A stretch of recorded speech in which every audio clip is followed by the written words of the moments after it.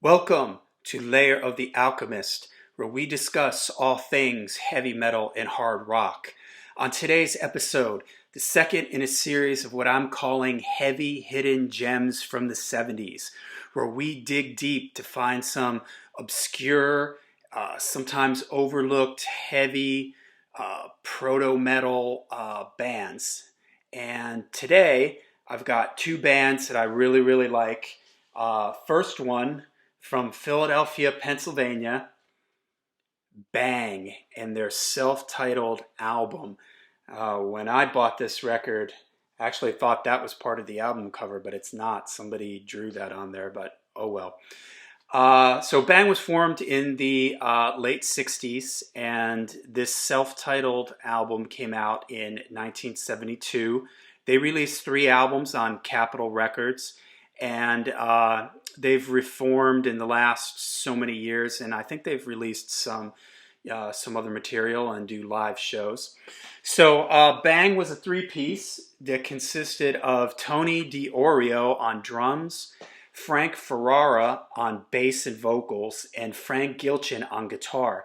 Now, I really love this album. This, for me, is I would even say a proto-doom record. You know, it has a real kind of Black Sabbath vibe to it. The riffing is, kind of straightforward, but, in a Black Sabbath kind of way. They kind of get a riff and they ride on it. The bass is pretty simple, kind of follows along with the guitar. The drumming is, pretty straightforward. It's all kind of about the riff with this band.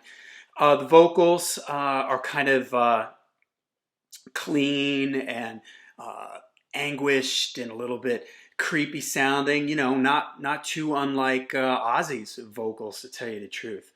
And one thing I really love about this band is that the lyrics are kind of tell a story. Like on side one, the first two songs on side one, which are two of my favorite songs on the record.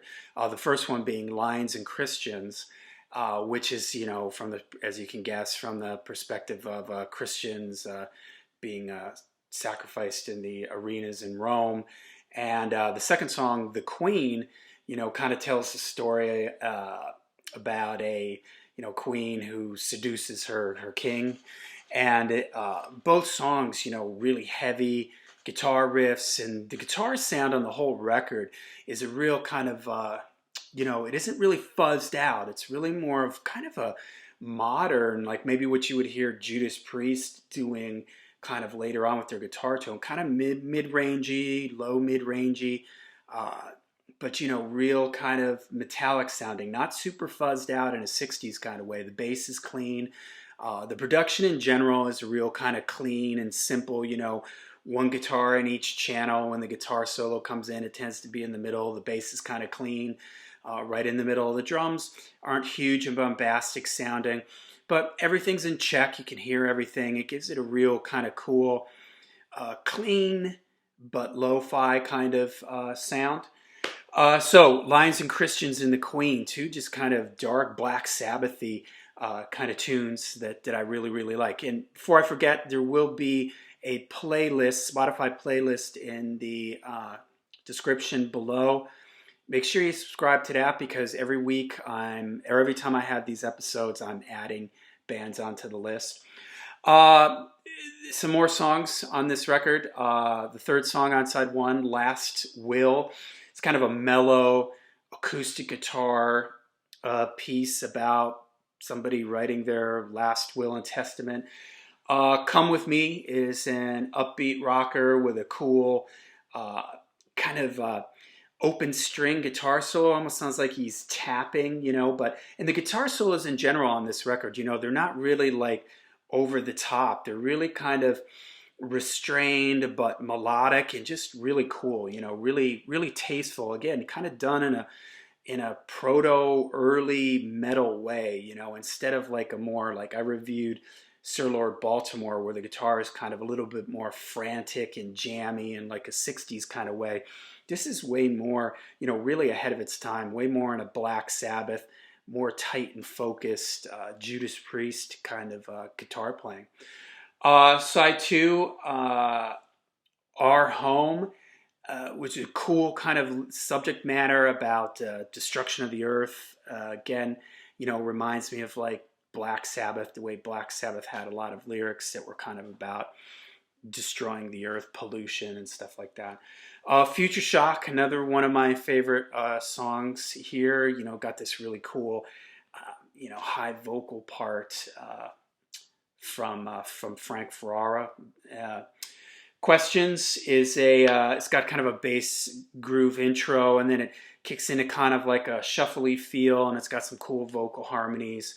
Red Man, the last song on the record, another cool kind of groovy rocker, cool way to end a record. So all around a really great proto-metal, proto-doom album. So if you've never heard this record, check it out. Bang, self-titled, their follow-up record, Mother Bow to the King, I think I have that right, is also really cool, but I went with this one because it's just, I just kind of like the songs a little bit better on this one. So, okay, Bang, self-titled from 1972. Bang was also from Philadelphia, Pennsylvania. I don't know if I mentioned that, and they went to Miami to record this record at Criteria Studios, which was a studio which became famous with a lot of metal bands would go there in the late 70s and early 80s.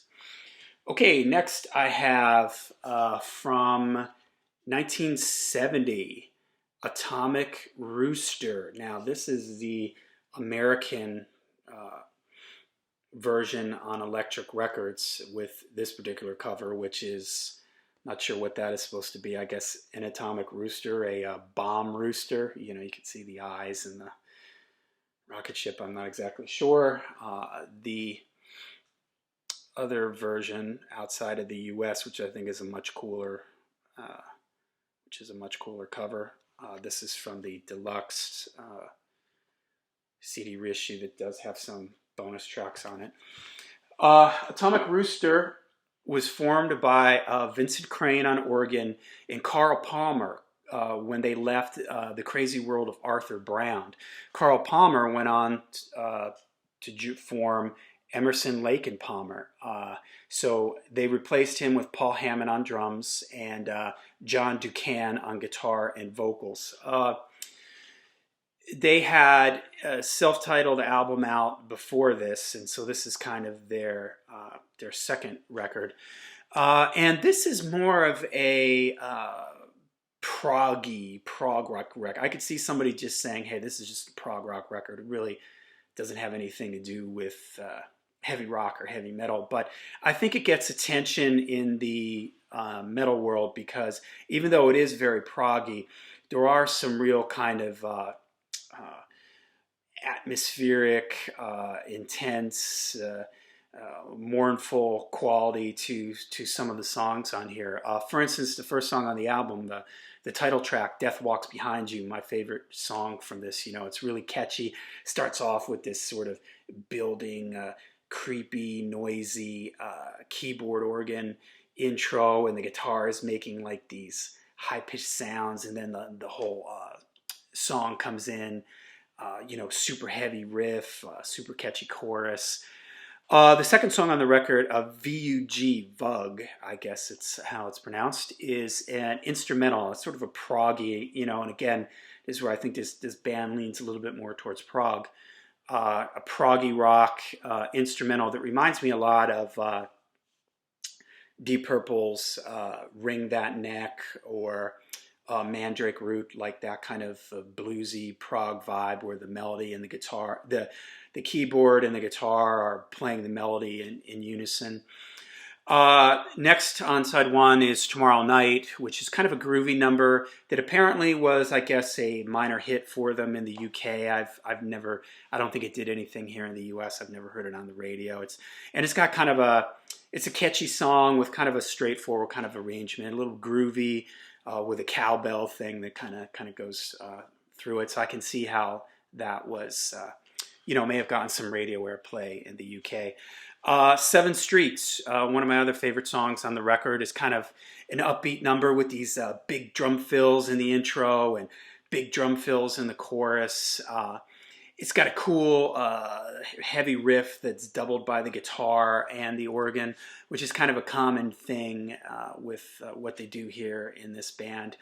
And the guitar solo section, you know, where the guitar plays and then it trades off with the organ and they go back and forth for a while, really reminds me of you know, Blackmore and John Lord, especially on like you know, the In Rock album, even though this you know, came out the same year as In Rock. So, but I guess anytime that you have a heavy organ in a band, yeah, it makes people think of Deep Purple or Uriah Heep. Although, you know, Atomic Rooster kind of landed. Deep Purple had a couple albums in the late '60s, but you know, Deep Purple didn't really become a heavy rock act until In Rock, Deep Purple In Rock in 1970. Uh, Side two starts with Sleeping for Years, kind of a heavy riffer with an over the top, kind of crazy, dissonant guitar solo with like wild bends in it. I Can't Take No More. Another one of my favorite songs on this. It's got kind of like a straight chugging riff thing. For some reason, the riff reminds me of that ELO song, Don't Bring Me Down. Nobody Else is a jazzy kind of piano ballad. It's done on piano. You know, it's got vocals in it, but it's got like some really kind of like jazzy changes in it. The last song on the record, Gerschautzer, I'm sure I'm not pronouncing that correctly, is another proggy instrumental. This one's really long. It's like 8-9 minutes long. Starts off with the whole band kicking it. There's some quick tempo shifts. There's a big, like, kind of unaccompanied organ section in the middle where he starts off playing some licks and then it sort of descends into like some organ noises, just like some piano overdubbed in there. Then it comes back into the main riff, the main theme of the song. Then it drops out again and there's kind of a long drum solo, which I haven't mentioned, but Paul Hammond's drumming on this is just great, man. It's really jazzy. It's really busy through the whole record, and especially in this song where he just goes off at the end, you know, a la, you know, maybe Bonham's Moby Dick, but this is way more kind of busy and jazzy with a lot of quick fills, you know, Bill Ward's Rat Salad, you know, Toad, Cream, you know, I guess this was sort of a kind of a thing to do at that time, you know, to have a drum solo on your record, and this one's really, really cool. When it comes out of a drum solo, it goes back into, you know, the theme of the song, and then just, you know, ends on a big kind of climatic note. So, you know, really heavy. If you're more into the prog side of things, you know, maybe we could call this, you know, dark prog, if you will. But a really cool record. They did go on to release a bunch of other records, but they kind of went through a bunch of different stylistic changes, and this is the album that usually people know them most for. So okay, that's it for today. Make sure you check out the playlist down below so you can hear. I'm going to put a couple songs from each one of those records. Atomic Rooster, Death Walks Behind You, and Bang, self-titled album. So that's it for today. Make sure you hit like and subscribe. Leave some comments below. Let me know what you think of these records. If there's some other heavy gems from the 70s that you think I should cover. And till I see you again, make sure you stay heavy and stay metal.